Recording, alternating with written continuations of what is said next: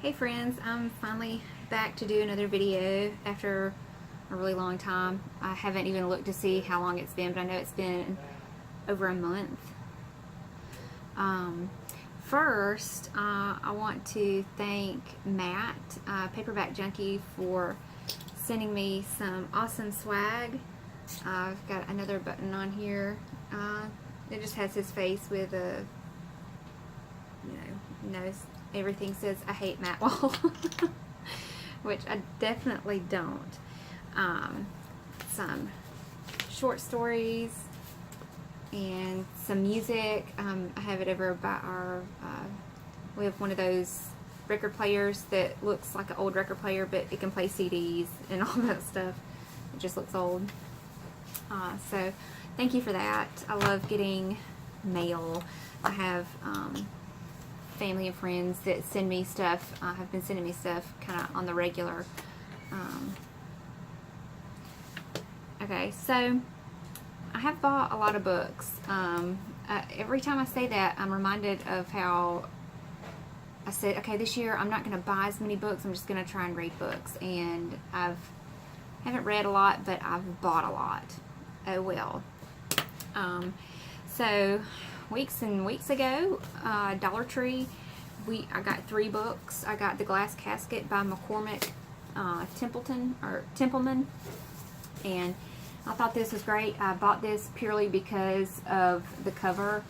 I thought, ooh, look at this cutout, but it's not cutout. It's, it looks like it's, clear letters, but they just did a really awesome job on the shading. It's pretty amazing. This is an $18 book that I got at the Dollar Tree for $1. And the cover is just amazing. Like, I'm just so shocked that this is a book that was in the Dollar Tree, because there was a lot of thought and everything that went into this book. Here it is without the jacket on it. And it's done in like part 1, 2, and 3. And so when you get to the different parts, they have these all black inked pages. And I just thought they did, whoever published the book, I mean, they went through a lot of trouble with how it looks. I was just really impressed by it. That there was just so much detail in a book that came from the Dollar Tree. And a little poem there, if the camera will focus.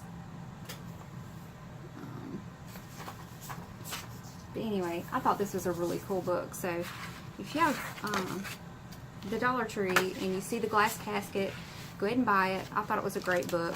It was super interesting, magical stuff, and I think that McCormick, it was just something that she obviously put a ton of time and thought into. The next thing I found that time was The Wisdom of Merlin. And I thought that this was beautiful. This jacket was so pretty. And, I love stuff about Merlin, so I've read some of this. Just great. And this book, although the cover is very bent, it was $1. It was $1. The Mass by Cardinal Donald Wuerl and Mike Aquilina. And I definitely plan on reading that. It was $1. Okay. We also, we go to Ollie's all the time, and I got the Black Hope Enigma, and this is definitely this is geared toward kids, but I loved it, and I'm looking, there are more of these, and I'm going to be looking for them. And of course, it was the cover that is why I noticed this book, because it's a really cool cover. And I always love seeing what these books look like without the jackets on. And it's not that exciting, it's just black, but the spine looks really cool.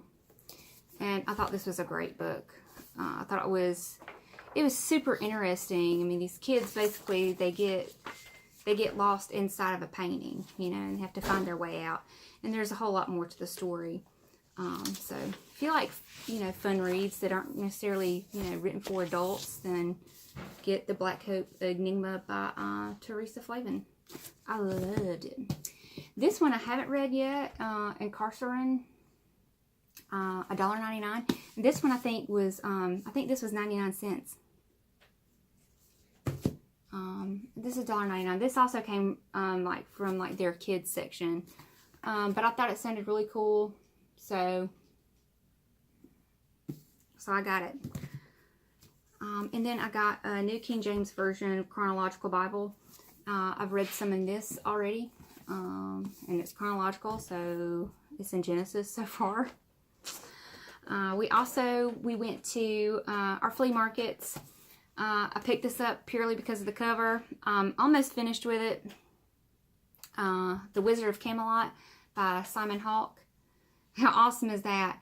And there are more of these as well. And I'm assuming, just based on reading this one, that it's basically Merlin coming or time traveling to different spaces in time, and you know what becomes of him being in that time. And this one, basically, he's trying to bring magic back to modern times, and I've really enjoyed it so far. I think it's really cool. My favorite part definitely has to be whenever the main character first meets Merlin. And I was looking too. These were published by Warner, and they had their Questar Fantasy, and it's really hard to find anything on them to where I could become a weirdo and want to like collect them all. But of course, you know, since it's an older book, they have the mail-in stuff. So according to this, I'm going to be looking for all of these. So there's like The Wizard of Roomwork, Sunset Strip, Whitechapel, The Samurai Wizard, The Wizard of Santa Fe. That's funny. That's the kind of car I drive. The Reluctant Sorcerer, and The Wizard of 4th Street. So I'm going to be looking for all of these. So now I'm definitely going to have to make a trip to our used bookstore. I'm going to have to find that. I'm going to have to find all of them because it's just been a fun read. The next thing is T.H. White, Mistress Masham's Repose. And this, I got this because of the cover, again, because it looked like something that Hannah Tay, you know, she always shows the most beautiful books, you know, and it's a young girl with all these mice. And he's also, he wrote the Book of Merlin, so that was another selling point for me. And it's in really good shape. And there are illustrations, it looks like, throughout the book, ever so often. And I love stuff like that. There's an army. So I'm looking forward to reading that. And then Andrew M. Greeley's The Magic Cup. Again, I got this just because I thought the cover was really pretty. And a lot of times I will, like, I'll be like, ooh, I'm really interested in this. And I'll read what the back is about. And if the back of it sounds like just remotely interesting, then I get it. Went back to Ollie's, and I have found myself more and more going to like the kids section, just because a lot of the adult books just look so freaking boring to me. But I thought this was really cool, and it is the first in the series. It is Rick Riordan's Magnus Chase and the Gods of Asgard, which is really what sold it for me. The Sword of Summer. I wanted it just because it had the Gods of Asgard. And then I saw it was the first in the series. And this is published by Disney. So, it could be total crap. Who knows? But I thought it was awesome. I love the wolf on the cover. And it's that weird, like, rubbery, suede kind of feeling stuff on the cover. Plague in the Mirror by Deborah Noyes. And And this one, I thought that was a cool name, a cool title. And then I read the inside jacket, and it says, there's a certain kind of silence when you wake in the deep of night in a strange bed, knowing that someone else is in the room. And 17-year-old May has just awoken to what? A ghost girl? A girl with May's face, hair, and complexion? A ghostly twin named Christophana. And this twin wants a favor of May. Come to old Florence. Come to the year 1348. In modern-day Florence for the summer, May is soon seduced into saying yes. And when she encounters a brooding medieval painter, her curiosity about the past explodes into desire. But old Florence is falling apart. The Black Death is sweeping the city, and Christophana has vowed to save herself by escaping into the future. May is in a fight for her life. The only problem is that Christophana, I don't know if I'm saying that right, is just as determined to steal it. So she's got to fight her ghost twin to get back into the future. So I was like, I'm getting that. It sounds cool. Julie Berry, The Scandalous Sisterhood of Prickwillow Place. And basically, these kids are at like a boarding school. Their headmaster and headmistress are poisoned at dinner, and they're going to cover it up and try and keep the school going because they don't want it to close. It sounded creepy, and I wanted to read it. And just tonight, I told Troy that we were going to go to the grocery store, but I told him we should go by Dollar Tree because I feel like we could find something amazing. I did buy a bunch of books. I bought, I don't know, 5 or 6 books. The bad thing is the air conditioning was out. We live in the deep south. So, you know, even at 6, 7 o'clock, it's still really hot down here, you know. And it's like, you know, subtropical, so it's extremely humid. It was miserable in there. I don't consider myself a sweaty person, but I was about to die. And Troy's like, okay, well then let's go. And I'm like, oh, look at this. Oh, wait a second. Troy found this one. He said, hey, here's a Neil Gaiman. So this is Neil Gaiman and Michael Reeves, The Silver Dream. I have no idea what it's about. It could be absolutely awful, but I really like the way Neil Gaiman writes. So I got it because Neil Gaiman co-authored, and it's Dollar Tree, so it was $1. So if it's crap, it was $1. Who cares? Victoria Thompson, Murder on St. Nicholas Avenue. It just sounded like an Agatha Christie book. And I like the cover. I'm all about covers. And it was $1. So if it's crap, it was $1. This one, I picked it up because of the cover. I was like, oh, that's so pretty. But when you know, because it's all green, you know. But when you get really close to it, it's trees. And I just love any foresty kind of thing. And the title is The Gold Eaters. I thought that sounded really cool, by Ronald Wright. And I skimmed through the, you know, the little summary inside. I mean, this is an almost $30 book for $1. $1. I love Dollar Tree. Oh, look how pretty that is. Yeah, I'm glad I got this. And I mean, you know, a couple of the books that I've read recently came from the Dollar Tree, and I really loved them. I mean, I thought they were great. I would keep stacking this, but I'm afraid it's going to fall because I've got these little bitty books like in the center of this stack. This one, I thought the cover looked really awesome. Oh, here's Ozzy. Don't rub your face on that. It's going to fall.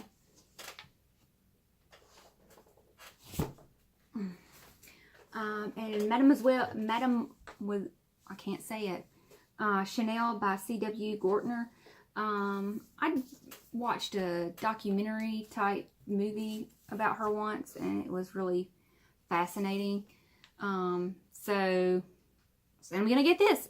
Like I'm saying it for the whole rest of this video. It's $1. But she has a great life story, I think. This one I wanted to get it because it has purple pages. I don't know if, yeah, just the page ends are purple, and it's just a bunch of short stories, of horror stories, and I'm not like a huge horror fan, so, I mean, this would be perfect.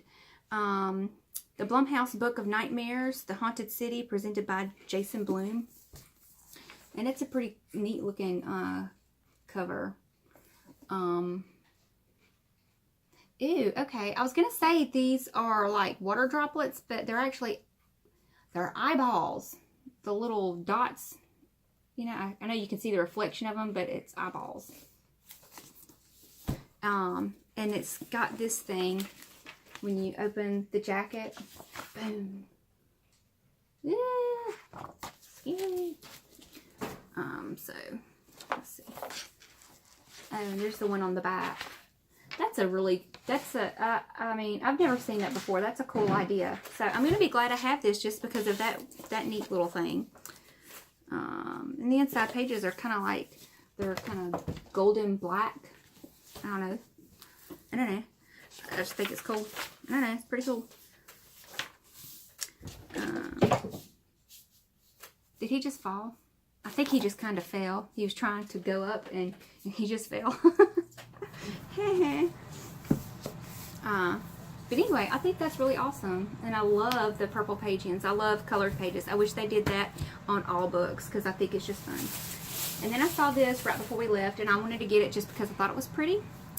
It's a Blackhorn and Grimm novel by Juliette Mirelet.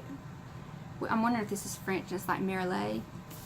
I don't know. Tower of Thorns. But I think that's just really pretty. And again, I mean, it's $1, so if it's not any good, you know, it's not like I wasted a ton of money on it. It's only $1. It's a pretty plain cover. But anyways, so that's a lot of books. 1, 2, 3, 4, 5, 6, 7, 8, 9. Okay, not quite 20. And I'll probably buy more if I see more because I just like buying books. I like having lots and lots of books. Also, I've listened to a few Audible books or audiobooks on Audible. I kind of finished some series, so I was looking up stuff about, you know, Tolkien, C.S. Lewis, and some books that inspired Tolkien and other members of the Inklings. Was the Bruce trilogy, so I got the first one of those. Oh, it was like a textbook. It wasn't, I mean, ugh. I think I would have done better if I actually had the book in front of me and read it than listened to it, because it was very much like a textbook. But I can see, you know, how they drew inspiration from it. And then the Worm Ouroboros. And the Bruce trilogy, I listened to the first one, The Steps to The Empty Throne, and it's by Nigel Tranter. Again, I think if I had the actual book and was reading it, I would have been more engaged. But I would just totally zone out for long parts of it, and I would have no idea what was going on. The second one was the Worm Ouroboros by E.R. Edison. I didn't finish that because it was just boring to me. Again, I think I probably would be more engaged if I was actually had a book and I was looking at it and reading it. And then I listened to George R.R. Martin's The Ice Dragon. Really hated the way it ended. It just ended, it was one of those where it just ended to me like abruptly.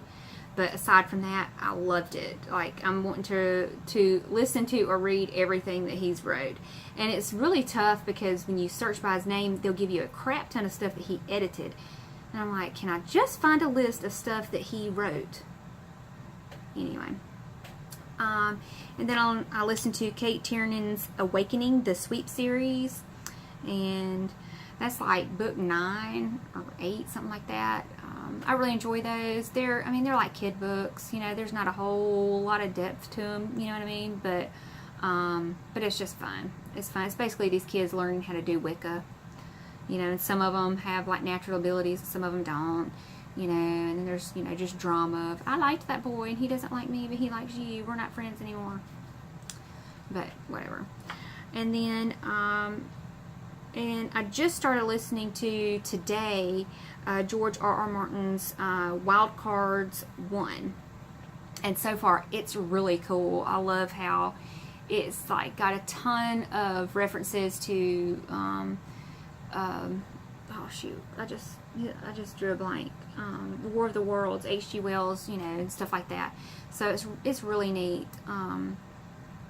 Anybody who's read those, let me know if you've read past the first one. You know, should I, you know, get more of those? But so far, I'm not very far into it, and it's already really cool. I really, really like it. You know, kind of modern times, and you know, aliens coming down to the planet. You know, but they you know, don't know if it's really an alien, and you know, is this just a crazy person or whatever. But I'm really enjoying it so far. I would just really, really like. I really like his writing. So, anyway, that's all I got. I have no idea how long it'll be before I do another video. Just have to see. But anyway, I hope everyone has been doing well, and I hope you enjoyed the video. Leave me some comments down below, good or bad. I like getting comments. See you later.